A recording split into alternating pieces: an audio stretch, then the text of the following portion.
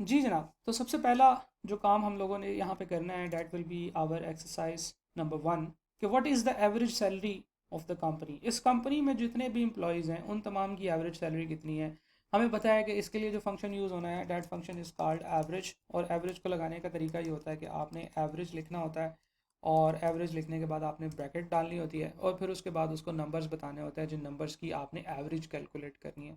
और नंबर्स लिखने का तरीका ये है कि आप यहाँ से ड्रैग ड्रॉप करके नंबर लिख दें, या पहले सेल का रेफरेंस दे दें और उसके बाद लास्ट वाले सेल का रेफरेंस दे दें। तो लास्ट वाले सेल तक जाने के लिए क्या करना होगा, हम यहाँ पे क्लिक करेंगे, देखें वो उसी तरीके से उसको सिलेक्शन में करता चला जा रहा है। अब मैं इस वक्त मैंने यहाँ पे क्लिक किया, जब मैंने कॉलन डाल दिया था उसके बाद मैंने यहाँ पे क्लिक किया, और उसके बाद अब मैं नीचे की तरफ एरो लेके जा रहा हूँ, एरो प्रेस करता जा रहा हूँ।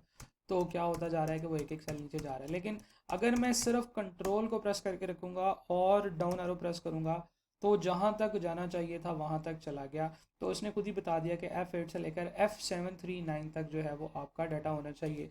आप एंटर करेंगे, देखिए अभी मैंने ब्रैकेट क्लोज नहीं किया है, तो माइक्रोसॉफ्ट एक्सेल ने माइंड भी नहीं किया कि भाई आपने तो ब्रैकेट क्लोज ही नहीं की थी। ब्रैकेट क्लोज करना क्यों ज़रूरी होता है कभी कभार, मतलब जब ऑब्वियस है कि इसके बाद ब्रैकेट क्लोज होनी है, तो कभी कभार माइक्रोसॉफ्ट एक्सेल आपको कुछ नहीं कहेगा। इसलिए आप ये काम इस तरीके से भी कर सकते हैं कि आप ब्रैकेट क्लोज किए बगैर एंटर प्रेस करें, क्योंकि ब्रैकेट डालने के लिए आपको फिर दो बटन प्रेस करने पड़ेंगे। तो जहाँ पे चीज़ें इजी हैं वहाँ पे उन्होंने इजी ही रहने दी हैं। अच्छा जी, तो यहाँ तक तो हमने पढ़ लिया। आगे था what is the highest salary taken by A staff member. आपको पता है कि मैक्स का जो फंक्शन है वो इस्तेमाल होता है मैक्सिमम सैलरी या किसी भी नंबर ऑफ रेंज के अंदर से मैक्सिमम नंबर फाइंड आउट करने के लिए। अच्छा, अब देखें, माइक्रोसॉफ्ट एक्सेल ये कहता है कि भाई जब आप किसी एक रेंज को या किसी एक सेल को बार बार यूज़ कर रहे हैं, तो रेंज के सेल के केस में तो था कि आपने उसका जो है वो नेम बॉक्स में गए, आपने देखा कि F8 है, आपने याद कर लिया, आप हर रेफरेंस में वही लिखते गए। माइक्रोसॉफ्ट एक्सेल आपकी कहता है कि आप अगर किसी रेंज को बार बार इस्तेमाल कर रहे हैं तो आप उस रेंज को भी एक नाम दे सकते हैं। फॉर एग्जांपल, मैं क्या करता हूँ, मैं इस रेंज को सेलेक्ट करता हूँ, कंट्रोल शिफ्ट और डाउन एरो से रेंज सेलेक्ट हो गई पूरी की पूरी। इस वक्त समरी में मेरे पास आ रहा है 732 है, मिनिमम 8892 है, और मैक्सिमम 89780 है, और इसका सम इतना बन रहा है, एवरेज 50,914।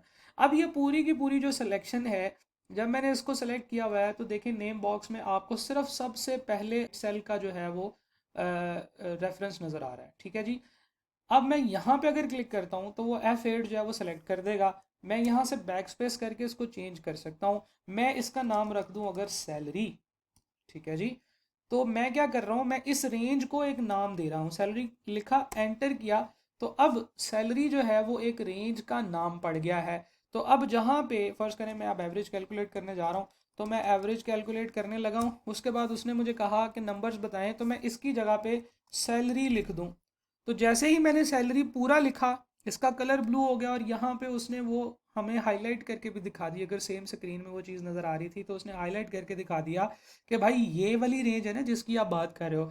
मैंने कहा जी बिल्कुल ठीक है, ब्रैकेट क्लोज करो, एंटर करो, या ब्रैकेट ना भी क्लोज करो, और एंटर किया मैंने, तो 50914 जो है ये मेरे पास एवरेज आ गई। तो ये और भी इजी है कि हम लोग रेफरेंसेस की जगह पे उस रेफरेंस को कुछ नाम दे दें, लेकिन ये सिर्फ आप तब दें जब आपने वो रेंज 4-5 दफ़ा यूज़ करनी है। अब जैसे देखें, आगे मैंने यूज़ करना है हाईएस्ट सैलरी, तो मैक्स का मुझे फंक्शन लगाना है, तो मैं लिखूँगा इक्वल टू MAX, और अब मैंने ब्रैकेट डालनी है। ब्रैकेट के बाद मैंने नंबर्स लिखने हैं, तो मैं यहाँ से लेकर यहाँ तक ड्रैग करके नंबर सेलेक्ट कर सकता हूँ, जो हमने पिछले लेक्चर्स में देखा था। या जो चीज़ हम लोग अभी सीख रहे हैं कि मैं सिर्फ सैलरी लिख दूं यहाँ पे। आप देखें नीचे एक येलो कलर के टैग के साथ आपको ये सैलरी लिखा हुआ नज़र भी आ रहा है। तो जितनी आपने रेंजेस को रीनेम किया होगा, एस से शुरू होने वाले वो सारे, जब आप एस लिखेंगे तो नज़र आना शुरू हो जाएंगे। अभी इस शीट में हमने सिर्फ एक ही रेंज को रीनेम किया हुआ है, हम लोग एंटर करते हैं तो ये हमारे पास मैक्सिमम सैलरी है। सिमिलरली नेक्स्ट फार्मूला क्या होगा, what is the lowest salary taken by A staff member. एक स्टाफ मेंबर की सबसे कम सैलरी क्या है, तो इसके लिए हमने पढ़ा है कि minimum MIN is the function. आप इक्वल टू का बटन प्रेस करेंगे, MIN प्रेस करेंगे, साथ आपने ब्रैकेट टाइप करनी है। अब आपको नंबर बताने हैं, तो आप इसमें नंबर्स की जगह पे SALARY सैलरी लिखेंगे, तो वो ऑटोमेटिकली उसको सेंस करेगा कि ये तो आप एक रेंज का नाम लिख रहे हैं, और उस रेंज को वो हाईलाइट भी करके बता देगा। मैं एंटर प्रेस करूंगा, मैं कहूँगा यस आप बिल्कुल ठीक कह रहे हैं। इसी तरीके से एक और फंक्शन हमने पढ़ा था विच वाज काउंट। काउंट क्या करता है? काउंट जो है वो नंबर ऑफ सेल्स को काउंट करता है कि किसी रेंज के अंदर कितने हैं। ये बात हमने पिछले लेक्चर में देखी थी। तो हम लोग क्या करेंगे, उसने पूछा है what is the number of employees in the company, company के अंदर नंबर ऑफ एम्प्लॉयज़ कितने हैं।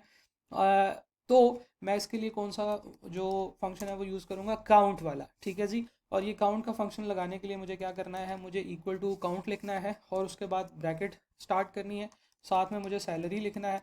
और जैसे ही मैं सैलरी लिखूंगा, ब्रैकेट क्लोज करूंगा या नहीं भी करूंगा तो भी उसने बताया कि भाई आप क्या इसी रेंज की बात कर रहे थे, और मैं कहूँगा जी बिल्कुल मैं इसी रेंज की बात कर रहा था। तो total number of employees of the country are 7, of the company is 732।